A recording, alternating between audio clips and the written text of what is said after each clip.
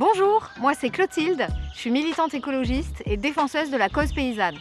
Et moi c'est Florent, je suis paysan ici à la ferme Ça Pousse. On y produit des fruits, des légumes et des plantes aromatiques et médicinales.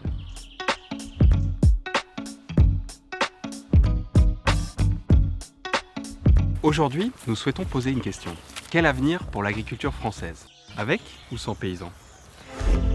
À l'heure actuelle, le plus grand plan social que la France ait jamais connu se déroule sous nos yeux.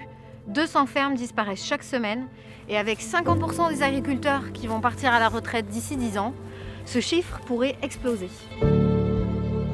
Face à ces défis, deux alternatives se posent. La première option, une agriculture sans paysans, faite de drones, d'OGM, de pesticides. Ce modèle fait la part belle aux firmes de l'agro-industrie. Deuxième option, une agriculture avec des paysans et des paysannes nombreux, installés sur des fermes à taille humaine et qui sont capables de nourrir durablement les habitants de leur territoire. Demain, il sera trop tard. Pour choisir la voie d'une agriculture écologique et résiliente, la première chose à faire, c'est de préparer le renouvellement des générations agricoles.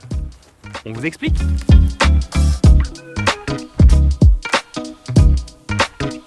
Parler d'agriculture, c'est aussi parler d'alimentation. Aujourd'hui dans le monde, on a toujours une personne sur 4 qui a du mal à se nourrir, à commencer par les paysans eux-mêmes. D'un côté, on a une agriculture qui produit massivement de manière agro-industrielle pour exporter. Et de l'autre, on importe massivement les aliments de notre quotidien. Est-ce que c'est vraiment la solution ? En Essonne, où je suis installé, la souveraineté alimentaire, c'est possible, mais pas avec moins de paysans. Avec plus de fermes, des fermes diversifiées où il fait bon vivre, des fermes qui répondent aux attentes alimentaires et environnementales des citoyens. L'agriculture, elle est aussi indissociable de la question environnementale. La biodiversité a massivement disparu ces 30 dernières années et on doit remettre la nature dans nos champs.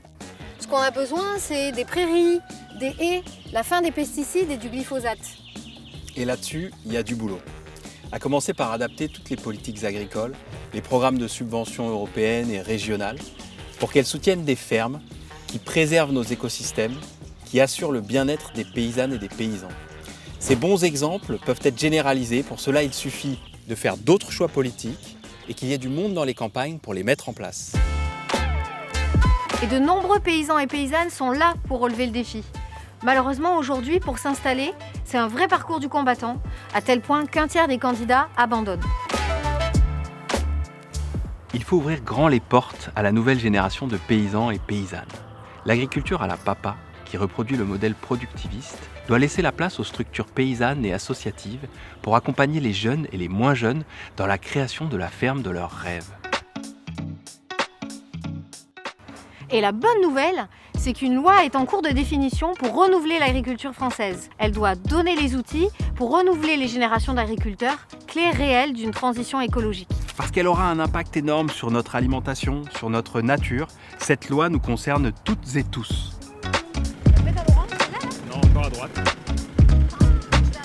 Que vous soyez citoyenne, citoyen, Paysanne ou paysan, le choix d'une agriculture, d'une alimentation ou d'une nature, avec ou sans paysans, vous appartient.